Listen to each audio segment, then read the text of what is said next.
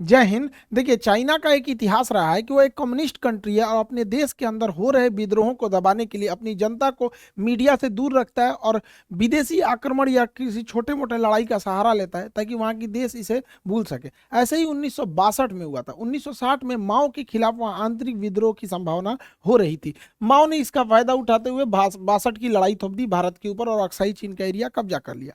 उसी समय इसने ताइवान के इसे क्या नाम है, अरुणाचल प्रदेश को अपना दक्षिणी तिब्बत कहता था। ऐसा नेहरू के समय हुआ था। अभी यहाँ पर सी जिनपिंग जो है, इसके समय भी बहुत तेजी से विरोध हो रहा है। चाइना में सी जिनपिंग के खिलाफ बहुत तेजी से बगावत हो रही है।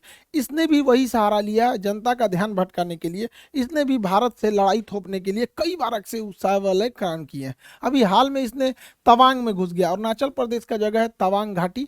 तवांग में जहाँ बोमडीला दर्रा भी है, तवांग जिला में है, वहां पे चाइनीज सैनिक ऊपर आने लगे भारतीय पोस्ट पर। भारतीय सैनिकों ने ले डंडा मार के कपार फाड़ दिया है सब चाइनीज सबका। एक भी भारतीय को किसी भी तरह की गंभीर चोट नहीं आई है, ना ही कोई भारतीय सैनिक शहीद हुआ है। ये हमारे रक्षा मंत्री का खुद का संसद में दिया हुआ स्टेटमेंट था। और वहीं चाइनीज मीडिया इस पर एकदम चुप है। जब चाइनीज पिटाते हैं सब ना तो एकदम चुप हो जाते हैं। आपको याद होगा जो जून 2020 पिटाया था, 6 महीना बाद बोला था कि हाँ हम लोग पिटा गए। वो सब इतनी होता है, ऐसा आके भाज रहा था, सब मार यहाँ पे लाठी लाठी का पार फाड़ दिया सब चाइनीज सबका। चाइना वहां से भाग निकला और अभी चाइना कुछ नहीं बोल रहा है। अपनी जनता का ध्यान भटकाने के लिए ये कभी ताइवान के ऊपर अटैक करता है, कभी ये भारत की ओर। अभी इसके जो फाइटर जहाज थे सब वो कई बार उत्तराखंड के पास में मडराने लगे सब। उत्तराखंड के पास मडराने के भी कई रीजन है। उत्तराखंड में अभी भारत और अमेरिका की सेना यहाँ बहुत करीब नंदा देवी पर्वत के पास आकर चाइना के पास युद्ध अभ्यास की। इसीलिए वो अपने ड्रोन को, और उसने सबसे बड़ा जो बमवर्षक जहाज बना है S-20 ये बमवर्षक जहाजों को भारत के सीमा के पास उड़ाते रहता है। तो भारतीय सेना भी अपनी वायु से एयरफोर्स को तुरंत एक्टिवेट कर देती है और एयरफोर्स भी ऊपर से जाके वार्निंग देने लगती है कि अगर इधर की ओर आओगे तो तुम्हारा भी इलाज कर दिया जाएगा बढ़िया से। चाइना को पता चल गया है कि भारत की अब विदेश नीति जो है काफ़ी एग्रेसिव हो गई और ये होना भी चाहिए। हमें अपने दुश्मनों को पहचानने में क्षणिक भी देर नहीं करनी चाहिए। इंडियन एयरफोर्स अब काफ़ी तेजी से चाइना का मुकाबला करने लगती है। चाइना के साथ समस्या ये है कि यहाँ पे तिब्बत है। तिब्बत का पठार इतना ऊंचा है कि यहाँ पे कितना भी बेहतरीन जहाज दे दीजिए, कितना भी बेहतरीन जहाज, वो अपने फुल कैपेसिटी से नहीं उड़ सकता है क्योंकि तिब्बत के ऊपर ऑक्सीजन की मात्रा बहुत कम होती है और किसी भी जहाज हो गया उसमें ईंधन जलने के लिए ऑक्सीजन की ज़रूरत ज़्यादा होती है। तो यहाँ कितना भी बढ़िया जहाज रहेगा, यहाँ से यहाँ आने में अपनी पूरी पावर नहीं लगा सकता है। जबकि भारत का जहाज तो इधर ही रखा हुआ है यहाँ पर, इसके लिए ज़्यादा उधर नहीं है, इसी को ज़्यादा दिक्कत आता है। आपको पता होगा तिब्बत और हिमालय के ऊपर से कोई कमर्शियल जहाज जाते भी नहीं है सब यहाँ पे। तो इंडियन एयरफोर्स काफ़ी एग्रेसिव में इसमें आगे बढ़ रही है। लेकिन चाइना इसे अन्य जगहों से घेरना चाह रहा है। पाकिस्तान के सहारे घेरना चाह रहा है, इधर मलक्का के सहारे, इधर तंजानिया के सहारे, तंजानिया के साथ इधर से मलक्का को इधर से, और ऐसे चारों ओर से चाइना भारत को घेरना चाह रहा है। हालांकि भारत भी इससे अब काउंटर अटैक के मूड में आ गया है। भारत अपने वायुसेना की ताकत को लगातार बढ़ा रहा है। एयर बेसेस को भारत बढ़ाया जा रहा है। अभी गुजरात में दीसा एयरबेस का शिलान्यास किया गया। यह एयरबेस बहुत जरूरी था। दीसा एयरबेस कहाँ है उससे पहले आपको पाकिस्तान के एयरबेस का आइडिया होना चाहिए। पाकिस्तान का इधर का एरिया है बलूचिस्तान, इधर उसके दुश्मन कम है अफगानिस्तान है, तो उसमें अफगानिस्तान के पास कोई उतना टेक्नोलॉजी ही नहीं है। और उसका ज़्यादातर एयरबेस अगर आप देखेंगे तो ये भारत की ओर मिलेगा। ये उसने पाक ऑक्युपाइड कश्मीर है, POK पे कब्जा कर लिया है यहाँ पे। अब यहाँ अगर आप ध्यान देंगे तो ये पाकिस्तान के बहुत सारे एयरबेस हैं, जिसमें एक तो यहाँ शहबाज एयरबेस इसका बहुत प्रसिद्ध है। यहाँ F-16 जहाजें रहती हैं। शहबाज एयरबेस, सुकूर एयरबेस, यहाँ पर मीरपुर एयरबेस, ये 3 एयरबेस पाकिस्तान के बहुत ही फ्रंट लाइन की एयरबेस है भारत को आगे की ओर काउंटर करने के लिए। और एक कश्मीर के पास में आया स्कार्दू एयरबेस। ये एग्जाम में क्वेश्चन पूछते हो भैया स्कार्दू एयरबेस कहाँ, POK में ही है स्कार्दू। तो कुछ जगह जो है ना करंट में जब फेमस हो जाते हैं तो उससे कुछ क्वेश्चन पूछता है, इसलिए याद रखने आप है। तो यहाँ मीरपुर एयरबेस, सुकूर एयरबेस और यहाँ शहबाज एयरबेस, यहाँ पर इन एयरबेस से भारत में अंदर तक हमला किया जा सकता था। इसको काउंटर करने के लिए जोधपुर में फलोड़ी एयरबेस था, गुजरात के कच्छ में नलिया एयरबेस था। तो ये यहाँ से इसे काउंटर किया जा सकता था, लेकिन अभी पीएम मोदी ने यहाँ पर एक दीसा एयरबेस का उद्घाटन किया। दीसा एयरबेस जो है अब यहाँ से और अंदर तक काउंटर अटैक किया जा सकता है। तो ये एयरबेस भारत के लिए बहुत जरूरी है, क्योंकि हमको हर तरह से काउंटर अटैक के लिए रेडी रहना है, क्योंकि चाइना लगातार पाकिस्तान को सपोर्ट करते जा रहा है। तो ये एयरबेस जरूरी है।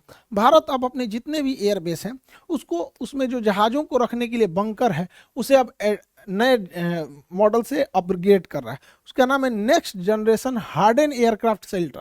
ये इतने मजबूत होते हैं कि रनवे के बाद जहाज को अगर इसमें ले आ देते हैं तो इसके ऊपर 1000 किलो का भी बम गिरा दिया जाता है ना, इसको कोई असर नहीं होता है। इसकी टेस्टिंग हो चुकी है। देखिए ये जहाज इसी के अंदर था, ये जहाज इसके अंदर था, इसको रख के तोड़ा है सब, ये ऊपर वाला ब्लास्ट हो गया है, जहाज चुपचाप निकल के चला गया। तो ये भारत इसको बहुत तेजी से अपने हर एक एयरबेस में इसको ला रहा है, ताकि जहाज जो है एयरबेस पे भी सेफ रह सके, ताकि युद्ध की स्थिति में काउंटर अटैक किया जा सके।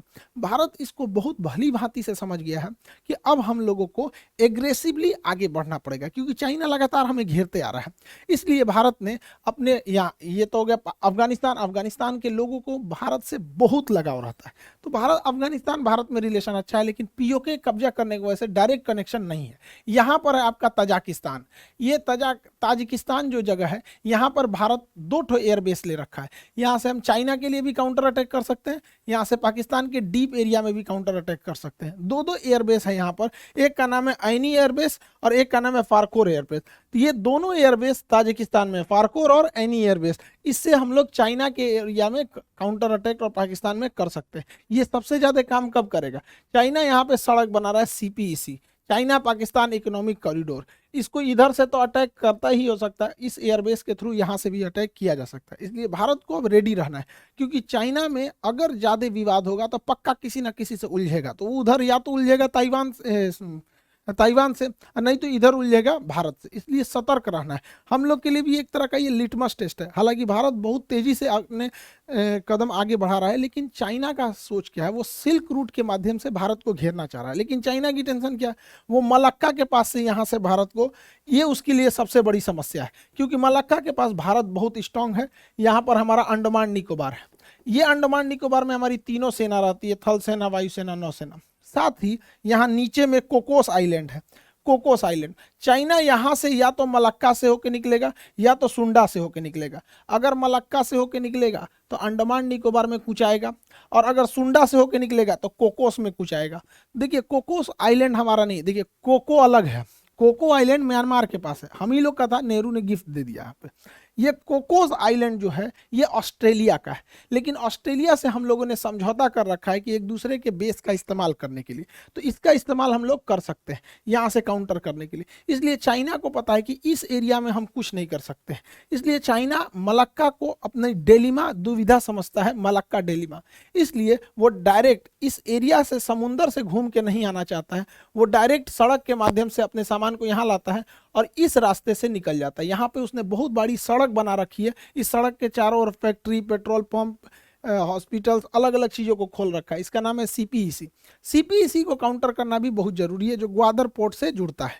यहाँ पर सीपीईसी के लिए यहाँ पर हमको ऐनी एयरबेस और फारखोर एयरबेस यहाँ से काउंटर कर देंगे, और यहाँ ईरान का चाबहार बंदरगाह हम इसे काउंटर करके आइसोलेट कर सकते हैं। इसलिए रेडी रहने के लिए ज़रूरी है। हालांकि भारत के पास इसके अलावा भी बहुत सारी संभावना है। यहाँ पर चाइना इतना तेजी से एक्सपांड किया कि अफ्रीका का देश है जिबूती, जिबूती में इसने अपना एक सैन्य अड्डा ले लिया।